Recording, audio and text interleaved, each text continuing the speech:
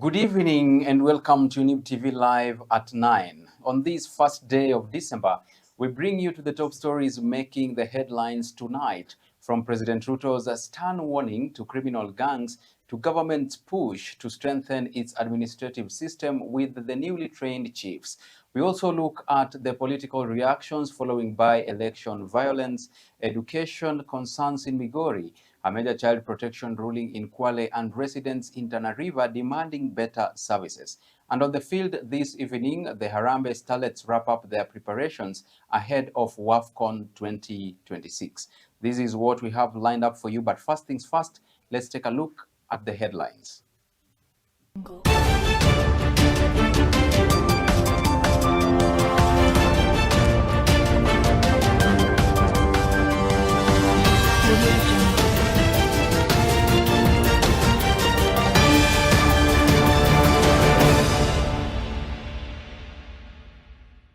I mean both men and women, and I did specifically single out single mothers to participate in this exercise. Your role is to mobilize beneficiaries, support fair trading environments, eliminate disruptions, promote good governance in cooperatives and SACCOs, and facilitate access to information on government policies and opportunities.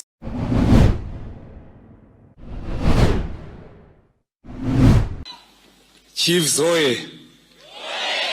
Assistant Chiefs hoye! Your Excellency, the President, we want to thank you. Tunakushukuru sana Rais. Wewe umekuja kuhakikisha kwamba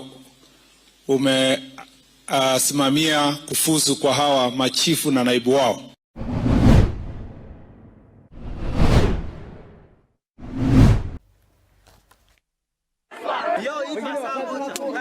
Sisi tunaomba kama jamii ya huku kando kando ya bahari tupate location yetu. Ametufinyilia vya kutosha. Tunaomba haki yetu. Tunaomba haki yetu.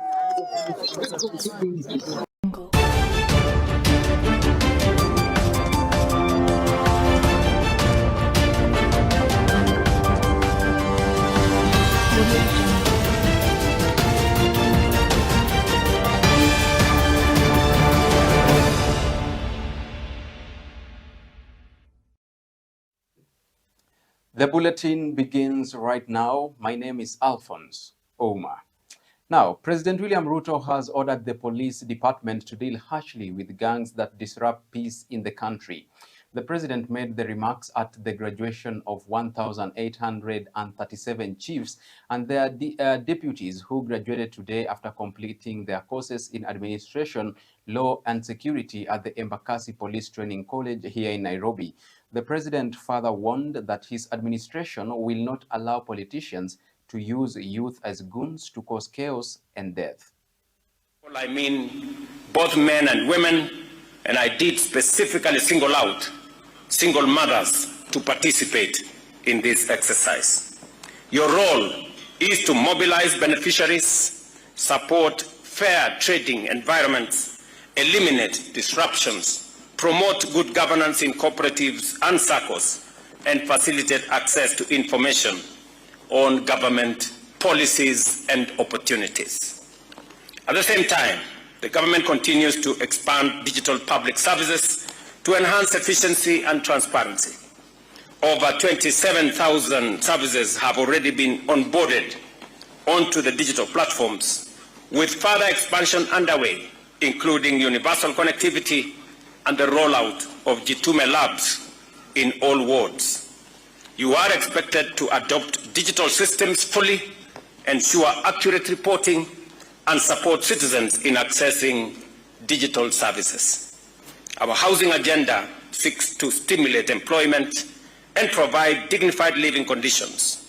Ongoing programs include affordable housing projects in urban and peri-urban areas, upgrading of roads, electricity connectivity, water provision, modern markets, public facilities linked to housing projects, and job creation opportunities for young people. Interior Cabinet Secretary Kipchumba Murkomen has reasserted that the graduation of trained chiefs and assistant chiefs countrywide is an affirmation of the government's deliberate agenda to modernize reposition and strengthen the administrative framework to better serve the public. Speaking in Embakasi Training College, CS Murkomen added that the training aims at improving morale and boosting the work ethics of those involved. Chiefs hoye! Assistant Chiefs hoye! Your Excellency, the President, we want to thank you. Tunakushukuru sana Rais. Wewe umekuja kuhakikisha kwamba umesimamia kufuzu kwa hawa machifu na naibu wao. Mheshimiwa Rais, nikisema nimesoma historia ya wizara na nimeuliza wale wote walienda mbele yetu. Hakuna rais mwingine tangu tuanze uhuru amekuja preside over graduation ya chiefs na assistant chiefs. This is historic, Your Excellency, na inaonyesha ya kwamba wewe unazingatia ile policy yako ya bottom up economic transformation agenda, na unajali wananchi ama wafanyakazi wa serikali ambao wako chini wanakutumikia na wanatumikia Wakenya kupitia ofisi yako mashinani. Ndiposa wewe mwenyewe umewacha kazi zako nyingi ambazo ungefanya leo na umekuja kuwa nasi. Tunakushukuru sana Mheshimiwa Rais. Ya pili, Mheshimiwa Rais, ni jambo la kushangaza sana. Wakati tulipoanza jukwaa la usalama tarehe 7 mwezi wa 4 mwaka huu kutoka kaunti ya Mombasa, hatukujua ya kwamba shida ambazo au machiefs na assistant chiefs ilikuwa ni tele. Now, ODM Nairobi women leaders have condemned the violence observed throughout the country during the recently concluded by-elections. The leaders emphasized that every individual possesses the democratic right to support a candidate of their choice. Concurrently, they stated that ODM's victory in the 3 constituency seats is a genuine indication that ODM remains the favored party in the nation. They further asserted that the by-election results confirm the capability of ODM leadership to fulfill their responsibilities. They pledged to encourage the youth to register, vote, and vie for various positions. Tumekuja hapa tukiwa na furaha sana, shangwe kwa chama chetu cha ODM. ODM ilikuwa na uchaguzi pembe yote ya Nairobi, pembe yote ya Kenya, na ODM imeleta viti 3 kubwa baada ya baba Raila Amolo Odinga kutuacha. Uchaguzi ilifanywa, chama ilileta wabunge 3. Congratulations kwa Boyd Were, Moses kutoka Ugunja and Harrison. Congratulations kubwa sana kupata kiti 3 na baba Raila Amolo Odinga hayuko. Inamaanisha chama chetu bado tiko na nguvu. Tena sisi watu wa ODM tuko pamoja, hatujasambaratika. Hiyo vurugu tumeshtumu sana. Sisi kama wamama, unajua wamama ni wanyonge. Vurugo kama hiyo kitokea, sisi kama wamama ndio tunaumia. Tunaomba uchaguzi yoyote ikifanywa, vurugo yoyote isiletwe. Tuwe na demokrasia, mtu achague yule mtu wake, hakuna kulazimisha mtu na mtu, unachagua yule unapenda. Hiyo ndio demokrasia yetu ya Kenya. Some members of the Kenya Union of Secondary and Technical Teachers KUPPET in Migori County have called on the party leadership led by its Secretary General Akelo Misori to reverse the decision to change the polling station for next year's elections. Teachers vying for various leadership positions in the upcoming elections in the county have accused the national office of not providing details on the reasons for changing the polling station from Migori Teachers Training College to Awendo Stadium. They have explained that lack of security and electricity are among the reasons why they are rejecting the Awendo Stadium.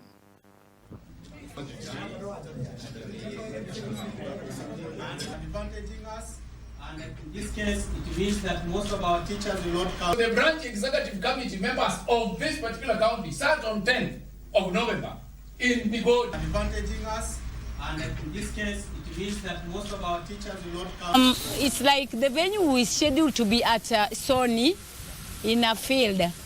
That football pitch, which is just fenced, the place is not secure in terms of security. We are concerned, particularly the female teachers. The election may take place until long in the evening, and the teachers will want to wait for the results. It's unfair for someone to change the venue of election by saying that TTC is being used by the student teachers to rig elections. That is unfair.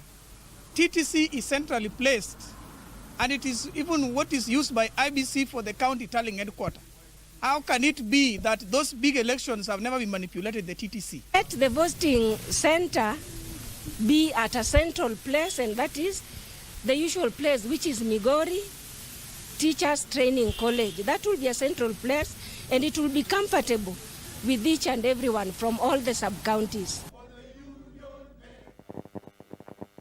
And with that story of Kupet, let's take a quick break right here on Younib TV Live at 9. See you on the other side of this broadcast with more top stories.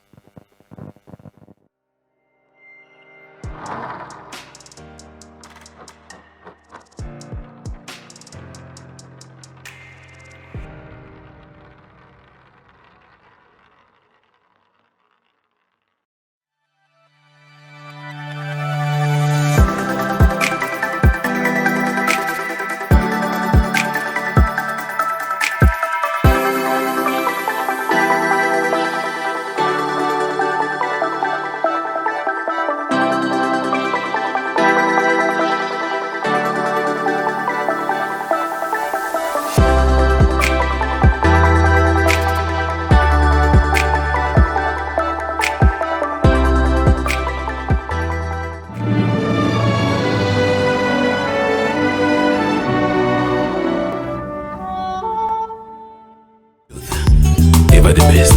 Hallelujah.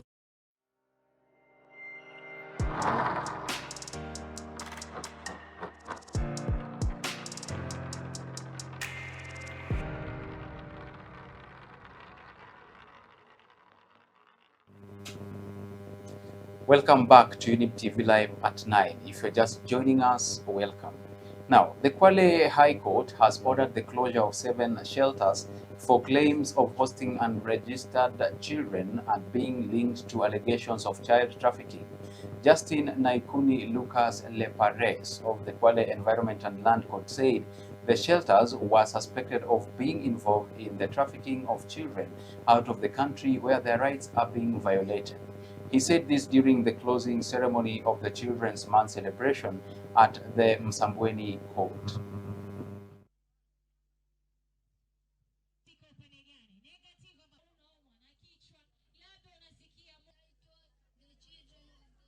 Tunataka hizo home zote tutazifunga kwa sababu hatujui kwa nini una sustain a children's home which is not registered. You must be doing illegal things. Unafanya mambo ambaye sio ya halali. Nataka nisisitize ya kwamba watoto ni rasilimali na ni lazima sisi kama wazazi tuchukue jukumu letu la malezi, na sisi kama viongozi tuchukue jukumu letu la kuhakikisha ya kwamba tunawapatia mazingira na mandhari ambayo yatawafanya waende mbele, aidha kijamii ama kielimu. Mwaka huu tukifikia sasa, hizo kesi za dhulma ya kijinsia ambayo ni dhidi ya watoto, tuko na kesi 52. Tuko na kesi za kuondoa watoto nyumbani 24. Kwa hivyo tukiziangalia hizo kesi tunaweza kusema zinapungua, lakini pia tumepata ripoti ya kwamba kuna kesi nyingi ambazo hazifiki mahakamani. Residents of Garsen area in Tana River County peacefully protested demanding official recognition as a full-fledged locality, alleging that the lack of such status has affected essential government services. Speaking during the protest, the villagers alleged that the chief of the area has become an obstacle to their recognition process. accusing him of acts of abuse and corruption in the listing of those in need of social assistance. According to them, this situation has led to discrimination, injustice, and inequality in the provision of services.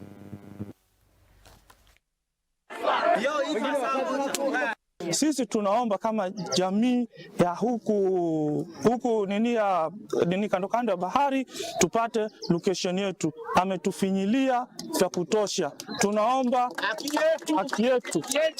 Tunaomba haki yetu.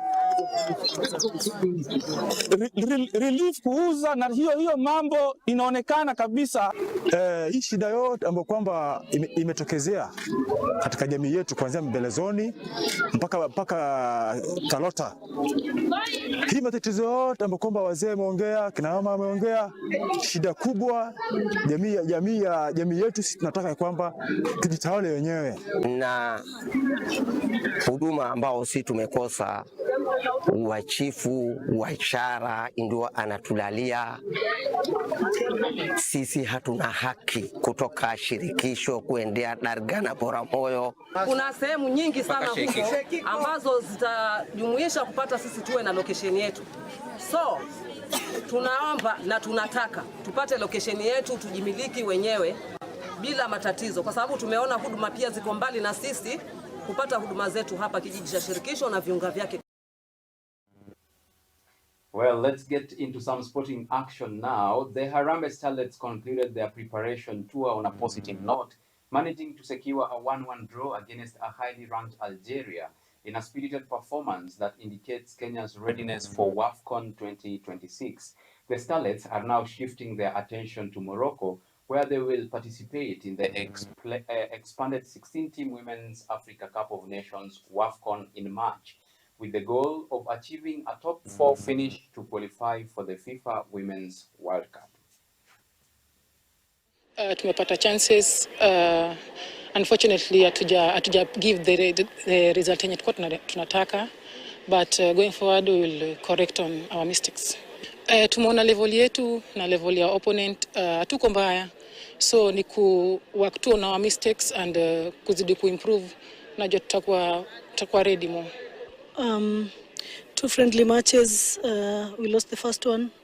We drew the second one. It could have been better because from the first one we took a lot of lessons. We worked on them, and it could be seen that we were giving our best to make sure that we capitalize on the opponent's weakness, and we do our best where we can do. We're grateful that we were able to get again another goal.